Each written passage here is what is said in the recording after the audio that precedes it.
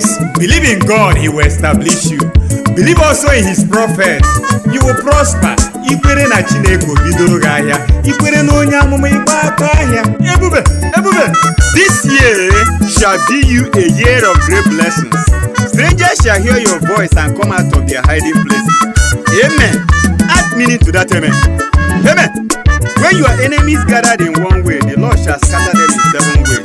Because I am concerned, you shall not see any defeat this year. You shall be heard always. There shall be no hold up or go slow in your life this year. Amen. You shall not cooperate with failure this year. Those who ask you, who are you, shall change and say, how are you? Because the Bible says in Romans 9:29 and Zechariah 3:19 that in the same place they said, you are not, putting you to shame. They will come back there and say you are, glorifying you. King shall stand up for you to sit down. The angels will harass your enemies and embarrass you with blessing this year. Amen. This year, you will spend dollar like naira. Amen. You will not run from pillars to post this year. Your families will answer favor this year. Amen. Obstacle taller as mountain shall be leveled before you, O Zerubbabel. This year, witches and wizards, strong men and powers of your father's house shall submit for you in Jesus' name. Amen. Say that amen with meaning. Amen. There shall be a great turnaround in your business and career this year. In Jesus' name. No weapon fashioned against you shall prosper. In the mighty name of Jesus. Your enemies shall bear their judgment this year, whosoever. No demon shall suck your blood this year. Amen. They shall suck their own blood like a sweet wine. Ntobu. Say amen. Amen. See. I want to prophesy to your life. Just as the sun shines and nothing stops it, and the electricity enters the village and evil trees are cut down, and the demons are running like Ben Johnson, so shall nothing stop you from shining this year, and your enemy shall pick race without looking back. Amen. In Ezekiel 9 verse 3 to 8 and Galatians 6:17, an angel of the Lord put a special mark on those who will die, and Paul said, nobody should do you any harm, for you bear the mark of the Lord Jesus. And in 2 Samuel chapter 24 verse 16, another angel killed 7,000 people from Dan to Beersheba. But when the angel wanted to enter into your Jerusalem, God spoke to the angel saying, enough, withdraw that sword. Ebube, can I tell somebody, enough is enough of that problem in your life and family. In Jesus' mighty name, you shall not die. You shall not die. Just as Elijah in 1 Kings chapter 18 verse 19 and 40 slaughtered 450 prophets of Baal in one encounter, and Jehu in 2 Samuel chapter 24 verse 15 to 16 cut the heads of 70 sons of Ahab and Jezebel into a raffia basket, so shall the Lord of hosts massacre everything representing Jezebel, an enemy in your life. Now hear this. The female termites and queens lay 30 eggs per minute and 4,000 per day and 30,000 in some cases. And scientists call the termite egg-laying machine. So shall prosperity blossom like eggs in your family in Jesus' name. Amen.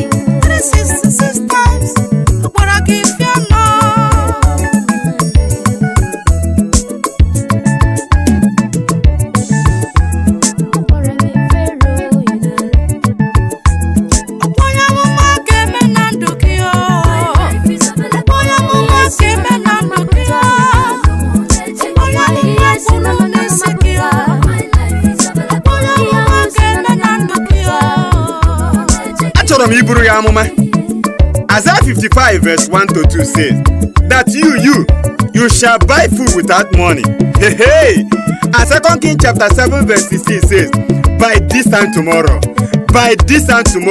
ihe ga-adị very cheap. I prophesy to your life, you shall drive your dream car, run in one with a husband dị naira loaded and spirit filled. Employment opportunity here and there. You shall not be sickly this year. Academic success, promotion in the office. A very rich man cannot fall below a certain level. you shall be very rich in the name of Jesus. Umu boy, akpọrọ m unu ugboro one 2 times. Any master of yours this year kwọnwụ, ọ ga-eme expensive mistake this year. Oduowu na odubigego oke. I buru ngwa ahịa ebe onye ọzọ mere bribe and you become a distributor. God will expose and disgrace all your enemies this year. Receive the authority and anointing that settles all debt. This year, the gang up of children of devil shall scatter for your sake. Blessed shall you be at home and abroad. You will not lack any good thing this year. In the name of Jesus. Amen. Lord will heal you of all disease that defy all medical prognosis. You shall plant and harvest, and you will not build for others to inhabit. You shall see your children to the great-great-grandchildren sitting around your table like a rose of flower. All things have passed away, and the Lord has opened a new door unto you. Receive the power to be holy. Anything that must die, Lord, if you want to kill. If you want to give life, give life. Their life must move forward in the name of Jesus. Whatever did not work for you last year will work this year. You shall pursue, overtake, and recover all. I bind every spirit of Pisgah, every spirit of Kadesh Benia, spirit of Ziklag, follow demon. You they do me, they pity me. You don't know me, but now you they do me. Fire of God, consume them. Aha, that is better. Oh Lord, my God, I'm not a troublemaker. Show your trouble to those who are looking for my trouble. Keep them busy with troubles. Because your word says in Isaiah chapter 26 verse 9 to 11 that when judgment comes on earth, the people will begin to learn righteousness. Though you give them grace, the wicked will never learn righteousness. Even when everybody is doing good, they won't turn good. For the hand of the Lord be lifted, but the wicked cannot see it until they have been put to shame. Because the fire the Lord reserved for the wicked will consume them. Consume them in Jesus' name.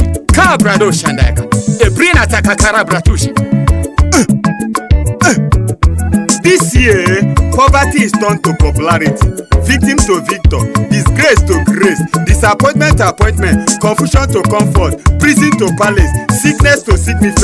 Hold on, Chelo, I dey come. You shall become a generator to your generation. Don't give up until your Lord shows up. Debit to credit, weakness to strength, from grace to grace, high blood pressure to high life pleasure, minimum to maximum, famine to favor, breakdown to breakthrough, mistake to miracle, adversity to advancement. Amen. Spectator to spectacle, from pit to palace, demotion to promotion, labor to favor, doom to boom. I want to prophesy to your children, your wife, your husband, your family, your career, your job opportunity, your pursuit. You shall meet no loss in Jesus' name. Amen. Isaiah 44 verse 5 and Isaiah 66 verse 14 says that your blessing shall make your neighbor to leave their own surname and begin to answer your own name. In Jesus' name it shall come to pass. Amen. Isaiah 7 verse 1 to 7. The Lord spoke to Ahaz by the prophet Isaiah, saying, the king of Aram and Pekah are plotting your destruction. Let us tear Jerusalem apart. But thus says the Lord, it shall not come to pass. It shall not happen. Tell your neighbor that the plans of the devil against my family, my beloved one this year, shall not come to pass in the name of Jesus.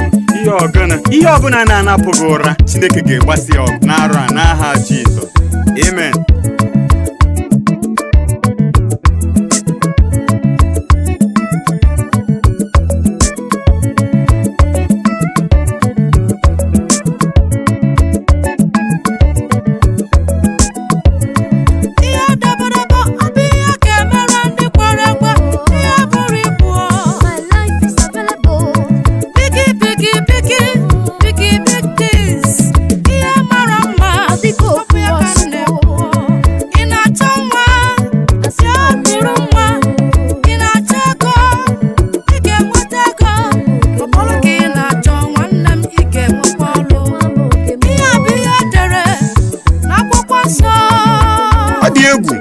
Nwere agbọ na-enefa nka si na agbọfa dị aka nka ije gara nwata ochie na ndị ọzọ amara ihe.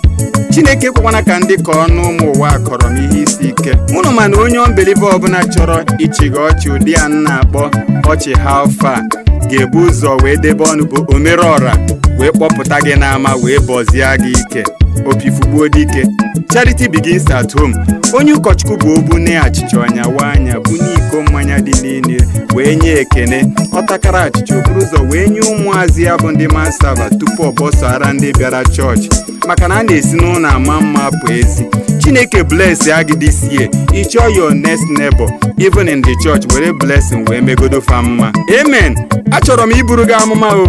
Baịbụl m shịrị m n'akwụkwọ nsọ nke Ezekiel nwa nke mmadụ, ọgụnụbeghị n'ahụ nshi anọ ọkpụkpụ, ọshịma ọkpụkpụ na akịka adịkwa ya ndụ ọzọ.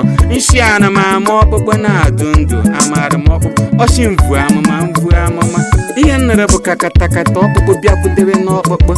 Ọshị nwa mmemme ahụrụ na-eme nshi m vukwa ya mvu amụma, anụ wee bịa n'elu ọkpụkpụ shikwa ya mvu amụma ha wee ghaa akatamkpo. I prophesy to your life, anything dead in your life will receive resurrection power. Amen. Achọkwara m iburu gị amụma ọzọ. Ofu ngwongwo shiri m ya ka ejiri m kapịnta na Zakaraya chapter 1 verse 17 to 21. Nshi onye nwaanyị ọgụnụ bụ ha bịa ka ime anyị ka ma arụ ụlọ ọchịmụwa nọ ndị kapịnta ndị ka etiri gịnị mpu atụ ndị na-asịkata Juda. Nshi onye nwaanyị ha skataba ha n'aha Jizọs. Ọ ga-eme na ndụ gị ihe ọbụla na-askata your marriage, na-askata ihe ị na-eme, your academics, Jehova ga-eme tisa ha n'aha Jizọs. Ihe ọbụla dị na ndụ mmadụ bụ man-made, and anything that is man-made has an expiry date. I prophesy that anything na-emegide ndụ gị ga-eme expire this year n'aha Jizọs. Onye nwe anyị si nkwube n'akwụkwọ Ezekiel 21 verse 28 to 29 na mma gaa n'aka nri, nsị mma gaa n'aka nri, ọsị mma gaa n'aka ekpe, nsị mma gaa n'aka ekpe, ọsị na mma agaghị anaghachitekwa ọzọ ma ọ bụrụ na o gburu onye ahụ eji wee maka ya wepụta mma. Etu a ka ọ ga-esi dị na ndụ gị n'aha Jizọs. Amen. Ụmụ Israel used to travel with their own atmosphere, and when they come to a city in a dry season without ọkụ trick, they will fix up their own atmosphere. I want to prophesy to your life. Ihe ọbụla na-egosi ihe ụkọ dry season na ndụ gị, Chineke ga-eme ka ọ bịa nwee ndụ n'aha Jizọs. Amen.